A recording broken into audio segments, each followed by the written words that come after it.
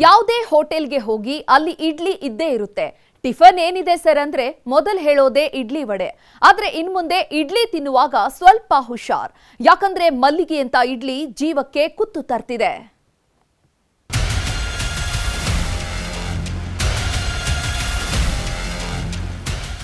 ಇಡ್ಲಿ ಅಂದ್ರೆ ಯಾರಿಗಿಷ್ಟ ಇಲ್ಲ ಹೇಳಿ. ಬೆಳಗೆದ್ದು ಹೋಟೆಲ್ಗೆ ಹೋಗೋರಿಗೆ ಫಸ್ಟ್ ಆಪ್ಷನ್. ಬಹುತೇಕ ಮಂದಿಗೆ ಇದೇ ಫೇವರಿಟ್ ಟಿಫನ್. ಅದರಲ್ಲೂ ಇಡ್ಲಿ ವಡ ಕಾಂಬಿನೇಷನ್ ಅಂದ್ರೆ ಕೆಲವರಿಗೆ ಪಂಚ ಪ್ರಾಣ. ಐ ಲವ್ ಇಡ್ಲಿ ಅನ್ನೋರು ಬೆಚ್ಚಿ ಬೀಳಿಸುವ ಭಯಾನಕ ರಹಸ್ಯವೊಂದು ಹೊರಬಿದ್ದಿದೆ. ಬೆಂಗಳೂರಲ್ಲಿ ಸಿಗೋ ಇಡ್ಲಿ ಮೋಸ್ಟ್ ಡೇಂಜರಸ್ ಅನ್ನೋ ವಿಚಾರ ಬಟಾಬಯಲಾಗಿದೆ. ಇಡ್ಲಿ ತಿಂದ್ರೆ ಹುಷಾರ್, ಬರುತ್ತಂತೆ ಕ್ಯಾನ್ಸರ್. ಆರೋಗ್ಯ ಇಲಾಖೆಯಿಂದಲೇ ಶಾಕಿಂಗ್ ಸತ್ಯ. ಈ ಫಾಸ್ಟ್ ಫುಡ್ ಯುಗದಲ್ಲಿ ಏನ್ ತಿನ್ಬೇಕು ಏನ್ ತಿನ್ಬಾರದು ಅನ್ನೋದೇ ದೊಡ್ಡ ಟೆನ್ಷನ್ ಆಗೋಗಿದೆ. ಕೆಮಿಕಲ್ ಕಾಟಕ್ಕೆ ನೆಮ್ಮದಿಯಾಗಿ ಟಿಫಿನ್ ಮಾಡೋದಕ್ಕೂ ಆಗ್ತಿಲ್ಲ, ಹೊಟ್ಟೆ ತುಂಬ ಊಟ ಮಾಡೋದಕ್ಕೂ ಬಿಡ್ತಿಲ್ಲ. ಇರೋದ್ರಲ್ಲೇ ಇಡ್ಲಿನೇ ಸೇಫ್, ಆರೋಗ್ಯಕ್ಕೂ ಬೆಸ್ಟ್ ಅಂತಿದ್ರು. ಸದ್ಯ ಇದೇ ಇಡ್ಲಿ ಮನುಷ್ಯನ ಆರೋಗ್ಯಕ್ಕೆ ಡೆಡ್ಲಿ ಅನ್ನೋದು ಬಹಿರಂಗವಾಗಿದೆ.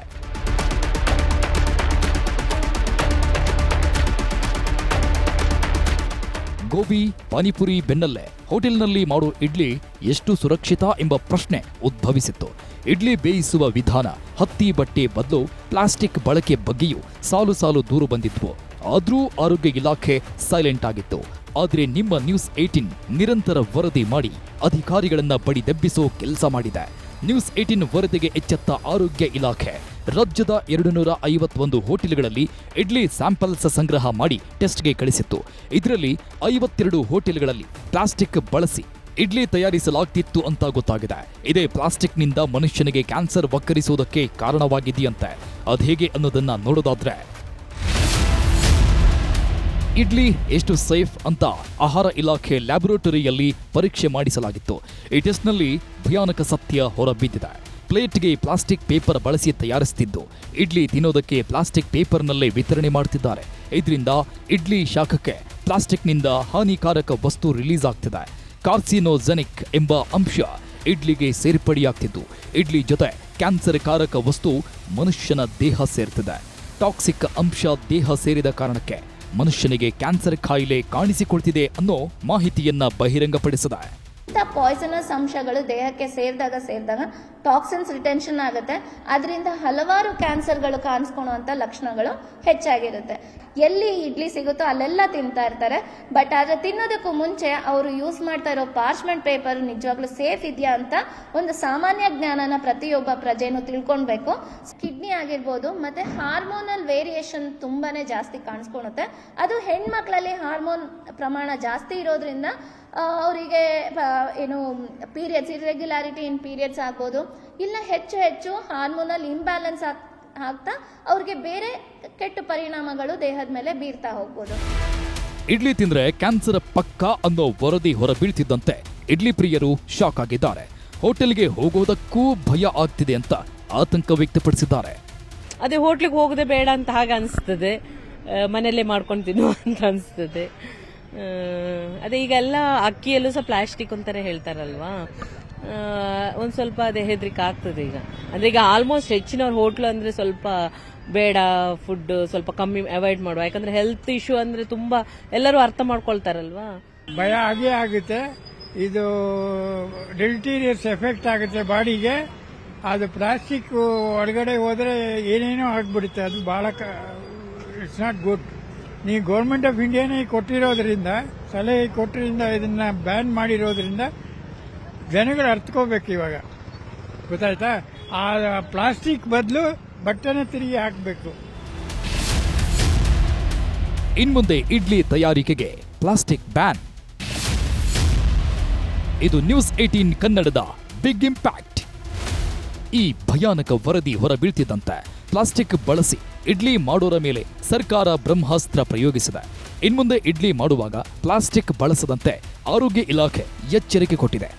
ಒಂದು ವೇಳೆ ಬಳಕೆ ಮಾಡಿದ್ರೆ ದಂಡದ ಜೊತೆಗೆ ಕಠಿಣ ಕ್ರಮದ ಎಚ್ಚರಿಕೆ ಕೊಟ್ಟಿದೆ.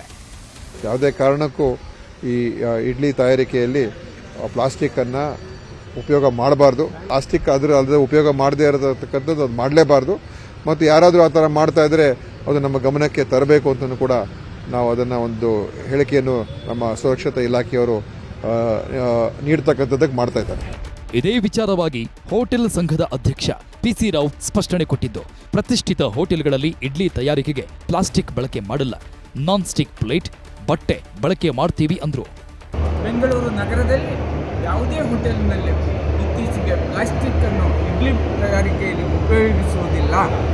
ಈಗಾಗಲೇ ನಮಗೆ ನಾನ್ ಸ್ಟಿಕ್ ಪ್ಲೇಟ್ಗಳು ಬಂದಿರುತ್ತದೆ ಹಾಗೂ ಕೆಲವೊಂದು ಹೋಟೆಲ್ಗಳಲ್ಲಿ ಬಟ್ಟೆಗಳನ್ನು ಉಪಯೋಗಿಸುತ್ತಿದ್ದಾರೆ. ಒಟ್ಟಾರೆ ಆರೋಗ್ಯ ಇಲಾಖೆ ವರದಿ ಬೆಳಗ್ಗೆದ್ದು ಹೋಟೆಲ್ಗೆ ಹೆಜ್ಜೆ ಹಾಕೋರನ್ನ ದಂಗುಬಡಿಸಿದೆ. ಇನ್ಮುಂದಾದ್ರೂ ಕಳ್ಳಾಟ ಮಾಡೋ ಹೋಟೆಲ್ಗಳ ಮೇಲೆ ಆರೋಗ್ಯ ಇಲಾಖೆ ಹದ್ದಿನ ಕಣ್ಣಿಡಬೇಕಿದೆ. ಹಂಸ ಶ್ಯಾಮಲ, ನ್ಯೂಸ್ 18 ಬೆಂಗಳೂರು. ರೇಣುಕಾಸ್ವಾಮಿ ಕೊಲೆ ಕೇಸ್ನಲ್ಲಿ ಜಾಮೀನು ಪಡೆದು ಹೊರಬಂದಿರುವ ದರ್ಶನ್ಗೆ ಸಂಕಷ್ಟಗಳ ಮೇಲೆ ಸಂಕಷ್ಟ ಎದುರಾಗ್ತಾ ಇದೆ. ಒಂದೋ ಎರಡೋ ಮೂರೋ ಸಂಕಷ್ಟ ಅಲ್ಲ, ಒಮ್ಮೆಲೆ ಬೆನ್ನೇರಿ ಕೂತಿದೆ.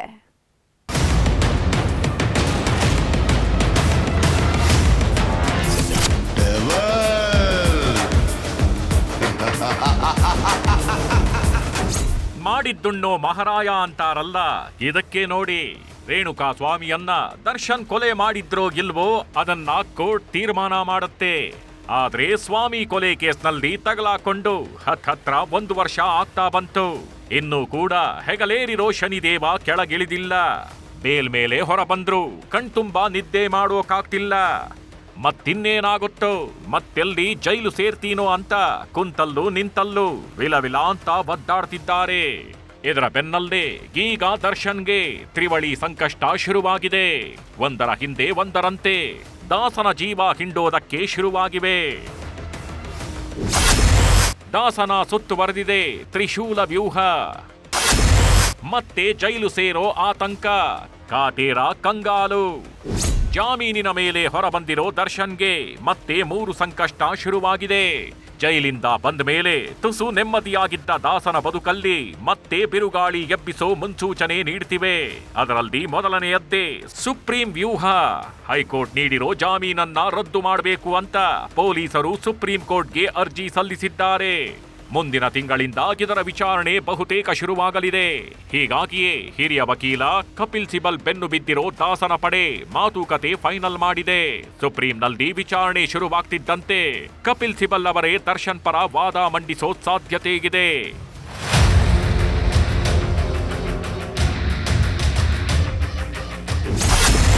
ಸಾರಥಿಯ ಜೀವ ಹಿಂಟಿದೆ ಮಾಫಿ ಸಾಕ್ಷ್ಯ. ಒಂದ್ ಕಡೆ ಸುಪ್ರೀಂ ಕೋರ್ಟ್ ಟೆನ್ಷನ್ ಕಾಡ್ತಿದ್ರೆ ಇನ್ನೊಂದ್ ಕಡೆ ಮಾಫಿ ಸಾಕ್ಷಿ ಭೀತಿಯೂ ಶುರುವಾಗಿದೆ. ಒಂದು ವೇಳೆ ಮಾಫಿ ಸಾಕ್ಷಿ ಏನಾದ್ರೂ ಹೇಳಿದ್ದೇ ಆದಲ್ಲಿ ರೇಣುಕಾ ಸ್ವಾಮಿ ಕೊಲೆ ಕೇಸಲ್ಲಿ ದರ್ಶನ್ ಮತ್ತೆ ಲಾಕ್ ಆಗೋದು ಖಾಯಂ. ಯಾಕಂದ್ರೆ ಈ ಹಿಂದೆ ದೆಹಲಿಯ ಮಾಜಿ ಸಿಎಂ ಅರವಿಂದ್ ಕೇಜ್ರಿವಾಲ್ ಸಹ ಜೈಲು ಸೇರಿದ್ದು ಇದೇ ಮಾಫಿ ಸಾಕ್ಷಿಯಿಂದಲೇ.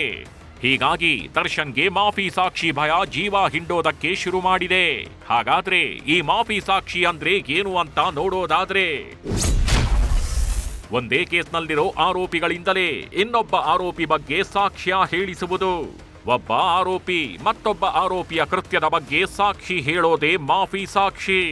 ಈ ಮಾಫಿ ಸಾಕ್ಷಿಯಿಂದ ಆರೋಪಿಗೆ ಶಿಕ್ಷೆಯಾಗುವ ಸಾಧ್ಯತೆ ಹೆಚ್ಚಿರುತ್ತೆ. ಹೀಗಾಗಿ ದರ್ಶನ್ ಕೇಸ್ನಲ್ಲಿ ಇದೇ ಮಾಫಿ ಸಾಕ್ಷ್ಯ ಹೇಳಿಸುವ ಪ್ರಯತ್ನ ನಡೀತಿದೆ ಅನ್ನೋ ಆರೋಪ ಕೇಳಿ ಬರ್ತಿದೆ. ಕೋರ್ಟ್ನಲ್ಲೂ ಕೂಡ ದರ್ಶನ್ ಪರ ವಕೀಲರು ಪೊಲೀಸರ ಮೇಲೆ ಆರೋಪ ಮಾಡಿದ್ದಾರೆ.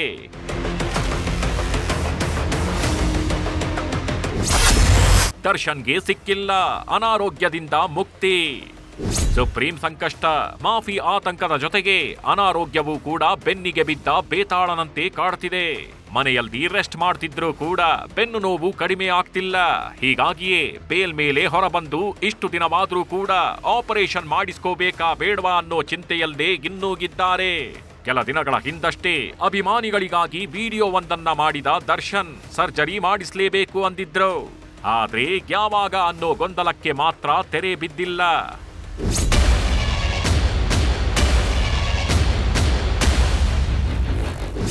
ಒಟ್ನಲ್ಲಿ ಸ್ವಾಮಿ ಕೊಲೆ ಕೇಸ್ನಲ್ಲಿ ತಗಲಾಕೊಂಡಿದ್ದು ಒಂದರ ಮೇಲೊಂದರಂತೆ ಸಂಕಷ್ಟಗಳ ಸರಮಾಲೆಯೇ ಹೆಗಲೇರಿವೆ. ಒಂದು ಮುಗೀತು ಅನ್ನೋ ಹೊತ್ತಿಗೆ ಮತ್ತೊಂದು ಶುರುವಾಗ್ತಿದೆ. ಇದರಿಂದಾಗಿ ಸಿನಿಮಾ ಶೂಟಿಂಗ್ ಕೂಡ ಆಗ್ತಿಲ್ಲ. ಇತ್ತ ಕೇಸ್ ಕಥೆಯೂ ಮುಗೀತಿಲ್ಲ. ಸದ್ಯಕ್ಕೆ ತ್ರಿವಳಿ ಸಂಕಷ್ಟದಲ್ಲಿ ಸಿಲುಕಿರೋ ದರ್ಶನ್ ಹೇಗೆ ಪಾರಾಗ್ತಾರೆ ಅನ್ನೋದೇ ಯಕ್ಷ ಪ್ರಶ್ನೆ. Manjunath N, crime bureau, news 18 Bengaluru. Bhuta Kola ಅಂದ್ರೆ ಕರಾವಳಿ ಜನ ಶಿರಬಾಗಿ ನಮಸ್ಕರಿಸ್ತಾರೆ. ದೇವರನ್ನ ಎದುರು ಹಾಕೊಂಡ್ರು ದೈವದ ಕೆಂಗಣ್ಣಿಗೆ ಗುರಿಯಾಗಲ್ಲ. ಆದ್ರೀಗ ತುಳುನಾಡಿನ ಕಾರ್ಣಿಕ ದೈವದ ಆರಾಧನೆಗೆ ತಡೆ ಬಿದ್ದಿದೆ. ಸರ್ಕಾರಿ ಅಧಿಕಾರಿಗಳ ವಿರೋಧಕ್ಕೆ ದೈವದ ಉತ್ಸವಕ್ಕೆ ಬ್ರೇಕ್ ಬಿದ್ದಿದೆ. ದೈವದ ಆಚರಣೆಯ ಆಡಂಬರಕ್ಕೆ ಎದುರಾಗಿದೆ ವಿಘ್ನ. ಕಾಂತೇರಿ ಜುಮಾದಿ ದೈವಾರಾಧನೆಗೆ ಎಂಎಸ್ಇಝಡ್ ಅಡ್ಡಗಾಲು. ರಿಯಲ್ ಆಗಿ ಯಾರು ಕೂಡ ದೈವವನ್ನು ಎದುರು ಹಾಕೊಳ್ಳೋದು ಕಮ್ಮಿನೇ. ಆದ್ರೆ ಮಂಗಳೂರಿನಲ್ಲಿರೋ ಸರ್ಕಾರಿ ಸ್ವಾಮ್ಯದ ಕಂಪನಿಯೊಂದು ತುಳುನಾಡಿನ ದೈವಾರಾಧನೆಗೆ ತಡೆಯೊಡ್ಡಿ ನಿಂತಿದೆ. ಎಂಎಸ್ಇಝಡ್ ವ್ಯಾಪ್ತಿಯಲ್ಲಿರೋ ಕಾಂತೇರಿ ಜುಮಾದಿ ದೈವಸ್ಥಾನದ ಆಚರಣೆಗೆ ಎಂಎಸ್ಇಝಡ್ ಅಧಿಕಾರಿಗಳು ಅಡ್ಡಗಾಲಿಟ್ಟಿದ್ದಾರೆ ಅನ್ನೋ ಆರೋಪ ಕೇಳಿ ಬರ್ತಿದೆ. ಇದು ಕರಾವಳಿಯ ದೈವಾರಾಧಕರ ಪಿತ್ತ ನೆತ್ತಿಗೇರಿಸುವಂತೆ ಮಾಡಿದೆ. ಹೊರವಲಯದ ಬಜಪೆ ಗ್ರಾಮದಲ್ಲಿ ನೆಲ್ಲಿದಡಿ ಗೊತ್ತುವಿನ ಕಾಂತೇರಿ ಜುಮಾದಿ ದೈವಸ್ಥಾನವಿದು. ಈ ದೈವಸ್ಥಾನಕ್ಕೆ ಬರೋಬ್ಬರಿ 800 ವರ್ಷಗಳ ಇತಿಹಾಸವಿದೆ ಅಂತಾನೆ ಇಲ್ಲಿಯವರು ನಂಬ್ಕೊಂಡು ಬರ್ತಿದ್ದಾರೆ. ಆದ್ರೆ 2006ರಲ್ಲಿ ಕೈಗಾರಿಕಾ ಪ್ರದೇಶದ ನಿರ್ಮಾಣಕ್ಕೆ ಸಾವಿರಾರು ಎಕರೆ ಜನವಸತಿ ಜಾಗವನ್ನ ಸರ್ಕಾರವು ಸ್ವಾಧೀನ ಮಾಡಿಕೊಂಡಿತ್ತು. ಬಜ್ಪೆ, ಬಾಳ, ಕುತ್ತೆತ್ತೂರು, ಪೆರ್ಮುದೆ, ಕೆಳವಾರು ಗ್ರಾಮದ ಸಾವಿರಾರು ಎಕರೆ ಭೂಮಿಯನ್ನ ಸರ್ಕಾರದ ಪಾಲು ಮಾಡಲಾಗಿತ್ತು. ಇದರಲ್ಲಿ ಬರೀ ಭೂಮಿ ಮಾತ್ರವಲ್ಲ, ಸಮೃದ್ಧವಾಗಿದ್ದ ಗದ್ದೆ, ಸಾವಿರಾರು ನಾಗಬನ, ಬ್ರಹ್ಮಸ್ಥಾನ, ದೈವದ ಗುಡಿ ಸೇರಿದಂತೆ ಎಲ್ಲವೂ ಕೂಡ ಭೂ ಸ್ವಾಧೀನದಿಂದ ನೆಲಸಮವಾಗಿದ್ವು. ಆದ್ರೆ ಏನೆಲ್ಲ ಹೋದ್ರೂ 800 ವರ್ಷಗಳ ಇತಿಹಾಸವಿದ್ದ ನೆಲ್ಲಿದಡಿ ಗೊತ್ತಿನ ದೇವಸ್ಥಾನವನ್ನ ಮಾತ್ರ ಯಾರಿಂದಲೂ ಮುಟ್ಟೋಕಾಗಿರ್ಲಿಲ್ಲ. ಇಲ್ಲಿನ ಜಾಗವನ್ನ ಬಲಾತ್ಕಾರವಾಗಿ ತಮ್ಮ ಹೆಸರಿಗೆ ಬರೆಸಿಕೊಂಡರೂ ಕೂಡ ದೈವಸ್ಥಾನ ಮುಟ್ಟೋ ಕೆಲಸವನ್ನ ಯಾರೂ ಕೂಡ ಮಾಡಿರ್ಲಿಲ್ಲ. ಯಾಕಂದ್ರೆ ಅವತ್ತೇ ದೈವ ನುಡಿಯೊಂದು ಹೊರಬಿದ್ದಿತ್ತು. ಯಾವುದೇ ಕಾರಣಕ್ಕೂ ನಾನು ಈ ಮಣ್ಣನ್ನ ಬಿಟ್ಟು ಹೋಗೋದಿಲ್ಲ ಅಂತ ದೈವವೇ ಹೇಳಿಕೆಯನ್ನ ಕೊಟ್ಟಿತ್ತಂತೆ. ಹೀಗಾಗಿ ಸಾವಿರಾರು ಎಕರೆಯ ಕೈಗಾರಿಕಾ ಪ್ರದೇಶದಲ್ಲಿ ಕಾಂತೇರಿ ಜುಮಾದಿ ದೈವಸ್ಥಾನ ಈಗಲೂ ಇದೆ. 2016ರಲ್ಲಿ ಕಂಪನಿಯ ಕೆಲ ಅಧಿಕಾರಿಗಳು ಹೇಗಾದ್ರೂ ಸರಿ ಈ ದೈವಸ್ಥಾನವನ್ನ ನೆಲಸಮ ಮಾಡಬೇಕು ಅಂತ ಜಿದ್ದಿಗೆ ಬಿದ್ದಿದ್ರಂತೆ. ಆದ್ರೆ ಆಗಲೂ ಅದು ಕೈಗೂಡಲಿಲ್ಲ. ಅಂದಿನ ಜಿಲ್ಲಾಧಿಕಾರಿ ದೈವಸ್ಥಾನವನ್ನ ಸ್ಮಾರಕದ ರೀತಿ ಉಳಿಸಿಕೊಳ್ಳೋದಾಗಿ ಭರವಸೆಯನ್ನ ನೀಡಿದ್ರು. ಜೊತೆಗೆ ದೈವದ ನಿತ್ಯ ಪೂಜೆಗೆ ಒಂದಿಬ್ಬರಿಗೆ ಹೋಗಿ ಬರೋಕೆ ಅವಕಾಶವನ್ನು ಕೂಡ ನೀಡಿದ್ರು. ಅಂದಿನಿಂದ ಇದೇ ಆಚರಣೆ ನಡ್ಕೊಂಡು ಬರ್ತಿತ್ತು. ಸಣ್ಣ ಪುಟ್ಟ ಅಡೆತಡೆಗಳಿದ್ದರೂ ದೈವದ ಪೂಜೆ ಪುನಸ್ಕಾರ ಮಾತ್ರ ನಿಂತಿರ್ಲಿಲ್ಲ. ಆದ್ರೀಗ ಎಂಎಸ್ಇಝಡ್ ಅಧಿಕಾರಿಗಳು ಸರ್ಕಾರಿ ಜಾಗ ಪ್ರವೇಶಕ್ಕೆ ಅನುಮತಿ ನಿರಾಕರಿಸಿದ್ದಾರಂತೆ. ದೈವಸ್ಥಾನಕ್ಕೆ ಹೋಗದಂತೆ ನಿರ್ಬಂಧ ವಿಧಿಸಿ ಸಂಕ್ರಮಣ ಪೂಜೆಗೆ ತಡೆಯೊಡ್ಡಿದ್ದಾರಂತೆ. ನೆಲ್ಲಿದಡಿ ಗುತ್ತು ಚಾವಡಿಯಲ್ಲಿರುವಂಥ ಕಾಂತೇರಿ ಧೂಮಾವತಿ ದೈವದ ಒಂದು ಸನ್ನಿಧಾನ ಏನಿದೆ ಅದನ್ನು ಅಲ್ಲೇ ಉಳಿಸಿಕೊಳ್ಳುವಲ್ಲಿ, ಅಲ್ಲೇ ದೈವಕ್ಕೆ ಬೇಕಾದಂಥ ಕಾರ್ಯಕ್ರಮಗಳನ್ನು ನೆರವೇರಿಸುವುದಕ್ಕೆ, ಅಲ್ಲದೆ ಬಂಡಿ ಸ್ಥಾನವನ್ನು ಉಳಿಸಿ ಅಲ್ಲೇ ಅದಕ್ಕೆ ಬಂಡಿ ಸೇವೆಯನ್ನು ಮಾಡುವುದಕ್ಕೆ ಬೇಕಾದಂಥ ಅವಕಾಶ, ಒಂದು ರಸ್ತೆಯ ಸಂಪರ್ಕ. ನಾವು ಕೂಡ ಈಗ ಬೇಕಾದಷ್ಟು ನಾವು ತಾಳ್ಮೆಯಲ್ಲಿ ವರ್ತಿಸಿ ಆಗಿದೆ. ಮುಂದಕ್ಕೆ ಅದನ್ನು ಒಂದು ವೇಳೆ ಒಳಗೆ ಹೋಗಲಿಕ್ಕೆ ಅವಕಾಶ ಇಲ್ಲ ಅಂತಾದರೆ ಹೋರಾಟಕ್ಕೂ ಸಿದ್ಧರಾಗಬೇಕಾದ ಪರಿಸ್ಥಿತಿ ಬರಬಹುದು. ಸಾವಿರಾರು ಎಕರೆಯ ಕಂಪನಿ ಮಧ್ಯದಲ್ಲಿರೋ ದೇವಸ್ಥಾನದಲ್ಲಿ ಇಂದಿಗೂ ನಂದಾದೀಪ ಉರಿಯುತ್ತಿದೆ. ವರ್ಷಕ್ಕೊಮ್ಮೆ ದೈವದ ಕೋಲ ನೇಮಗಳು ನಡೆಯುತ್ತೆ. ಆದ್ರೆ ಈ ಬಾರಿ ಅಧಿಕಾರಿಗಳು ದೈವಾರಾಧನೆಗೆ ತಗಾದೆ ತೆಗೆದಿದ್ದಾರೆ. ಇದು ದೈವಾರಾಧಕರ ಪಿತ್ತ ನೆತ್ತಿಗೇರಿಸಿದೆ. ಸಾಮಾಜಿಕ ಜಾಲತಾಣಗಳಲ್ಲೂ ಭಾರಿ ಆಕ್ರೋಶ ವ್ಯಕ್ತವಾಗಿದ್ದು ನೆಲ್ಲಿದಡಿ ಗುತ್ತು ಉಳಿಸಿ ಅಂತ ಅಭಿಯಾನವನ್ನ ಶುರು ಮಾಡಿದ್ದಾರೆ. ಜಾಗ ಏನಿದೆ ಆ ಜಾಗವನ್ನು ಹೇಗೆ ಕಳವಾರಿನ ಬೆಂಕಿನಾಥೇಶ್ವರ ದೇವಸ್ಥಾನ ಇರಬಹುದು, ಇನ್ನೂ ಅನೇಕ ದೇವಸ್ಥಾನಗಳನ್ನು ಅಲ್ಲಿ ಉಳಿಸುವಂಥ ಪ್ರಯತ್ನ ಆಗಿದೆ. ಅದೇ ರೀತಿ ಕಾಂತೇರಿ ಧೂಮಾವತಿ ದೈವಸ್ಥಾನವನ್ನು ಕೂಡ ಉಳಿಸುವಂಥ ಪ್ರಯತ್ನವನ್ನು ಮಾಡಬೇಕು. ಆ ಜಾಗವನ್ನು ಆ ದೈವದ ಹೆಸರಿಗೆ ಮಾಡಬೇಕು. ಒಟ್ನಲ್ಲಿ ಕೈಗಾರೀಕರಣ ಮತ್ತು ಅಭಿವೃದ್ಧಿಯ ಹೆಸರಿನಲ್ಲಿ ಕರಾವಳಿಯ ದೈವಾರಾಧನೆಗೆ ಬ್ರೇಕ್ ಬಿದ್ದಿದೆ. ಆದರೆ ಕರಾವಳಿ ಮಣ್ಣಲ್ಲಿ ದೈವಾರಾಧನೆಗೆ ತಡೆಯಾದಾಗ ದೈವಗಳೇ ಶಿಕ್ಷಿಸಿದ ಉದಾಹರಣೆಗಳು ಕೂಡ ಸಾಕಷ್ಟಿವೆ. ಹೀಗಾಗಿ ಈಗ ಎದುರಾಗಿರೋ ಸಮಸ್ಯೆಗೆ ಏನು ಪರಿಹಾರ ಸಿಗುತ್ತೋ ಅಂತ ಜನ ಆತಂಕಕ್ಕೀಡಾಗಿದ್ದಾರೆ. ಕ್ಯಾಮರಾಮನ್ ನಿಖಿಲ್ ಸುವರ್ಣ ಜೊತೆ ಕಿಶನ್ ಶೆಟ್ಟಿ, ನ್ಯೂಸ್ 18 ಮಂಗಳೂರು. ಮಹಾಶಿವರಾತ್ರಿಯ ಹಿನ್ನೆಲೆ ರಾಜ್ಯದ ಹಲವೆಡೆ ಅದ್ದೂರಿ ರಥೋತ್ಸವಗಳು ನಡೆದಿವೆ. ಮುಳ್ಳುಗದ್ದುಗೆ ಜೊತೆಗೆ ಸಿದ್ದಾರೂಢರ ಮಹಾರಥೋತ್ಸವ ಎಲ್ಲರ ಕಣ್ಮನ ಸೆಳೆದಿದೆ.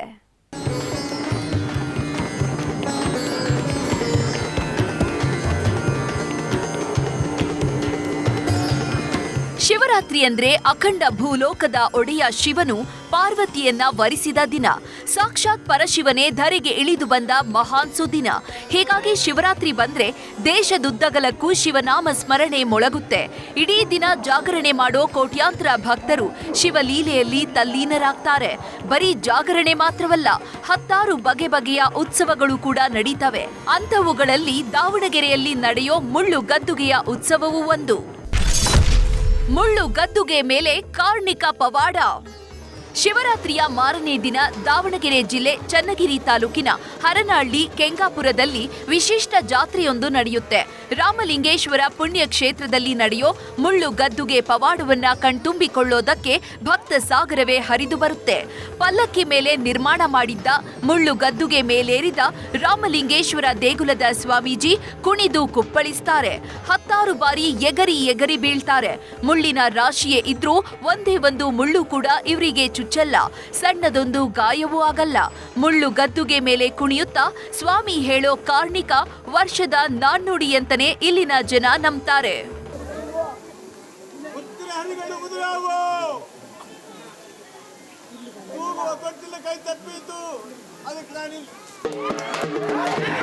ಕಾರ್ ಮೋಡ ಕವಿತಂತಂದರೆ ಒಂದು ಸ್ವಲ್ಪ ಮೋಡ ಜಾಸ್ತಿ ಆಗುತ್ತೆ, ಮಳೆನೂ ಬರುತ್ತೆ ಅಂತ ಹೇಳ್ಬಿಟ್ಟು. ಮುತ್ತಿನ ಹನಿಗಳು ಉದುರಾವು ಅಂತಂದ್ರೇನು ಮಳೆ. ಆಮೇಲೆ ತೂಗೋ ತೊಟ್ಟಿಲು ಕೈ ತಪ್ಪಿತು ಅಂತಂತಂದರೆ ಒಂದು ಸ್ವಲ್ಪ ಜನಗಳಿಗೆ ತೊಂದರೆ ಇದೆ ಕಂದ. ಸ್ವಲ್ಪ ಮಾನವ ಜನ್ಮಕ್ಕೆ ಸ್ವಲ್ಪ ತೊಂದರೆ ಆಗುತ್ತೆ ಕಂದ. ಸತ್ಯ ಇದೆ, ಪವಾಡ ಇದೆ. ನಮ್ಮ ಲೈಫಲ್ಲಿ ಆಗಿದೆ, ಸಕ್ಸಸ್ ಆಗಿದೆ. ನಾವು ಏನೇ ಅಂದ್ಕೊಂಡ್ರು ಇಲ್ಲಿ ಸಕ್ಸಸ್ ಆಗಿದೆ. ಅದು ನಮಗೆ ನೋಡಿದರೆ ಶಾಕ್ ಅನಿಸುತ್ತೆ. ಆ ಮುಳ್ಳು ನಾವೇ ಕೈ ತಾಕಿದ್ರೆ ಎಷ್ಟು ಇದಾಗ್ತದೆ, ಅಂಥದ್ರ ಮೇಲೆ ಅವರು ಸತ್ಯ ಇರೋದಕ್ಕೆ ಅದೆಲ್ಲ ಸಕ್ಸಸ್ ಆಗ್ತದೆ. ಸಿದ್ಧಾರೂಢ ಸ್ವಾಮೀಜಿ ರಥೋತ್ಸವಕ್ಕೆ ಭಕ್ತ ಸಾಗರ. ಇನ್ನು ಹುಬ್ಬಳ್ಳಿಯಲ್ಲೂ ಮಹಾಶಿವರಾತ್ರಿ ಸಂಭ್ರಮ ಜೋರಾಗಿತ್ತು. ಪವಾಡ ಪುರುಷ ಸಿದ್ಧಾರೂಢ ಸ್ವಾಮೀಜಿ ಮಹಾರಥೋತ್ಸವಕ್ಕೆ ಭಕ್ತರ ದಂಡೆ ಆಗಮಿಸಿ ಭಗವಂತನನ್ನ ಕಣ್ತುಂಬಿಕೊಂಡಿದ್ದಾರೆ. ಸಿದ್ಧಾರೂಢ ಮಠಕ್ಕೆ ಆಗಮಿಸಿದ ಭಕ್ತರಿಗೆಲ್ಲ ಅನ್ನ ಸಂತರ್ಪಣೆ ಹಾಗೂ ಉಚಿತ ಆಟೋ ಸೇವೆ ಒದಗಿಸಲಾಗಿತ್ತು.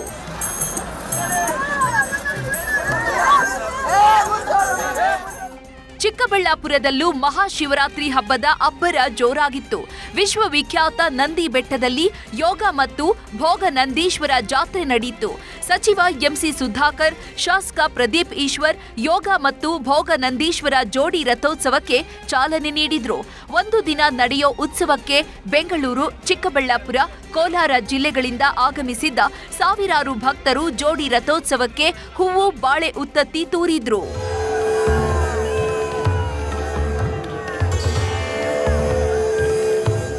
ಒಟ್ನಲ್ಲಿ ಮಹಾಶಿವರಾತ್ರಿ ಹಿನ್ನೆಲೆ ರಾಜ್ಯದುದ್ದಗಲಕ್ಕೂ ಹತ್ತಾರು ಉತ್ಸವಗಳು ನಡೆದಿದ್ದು ಭಗವಂತನ ಲೀಲೆಯಲ್ಲಿ ಜನ ಮಿಂದೆದ್ದಿದ್ದಾರೆ. Bureau report, news 18.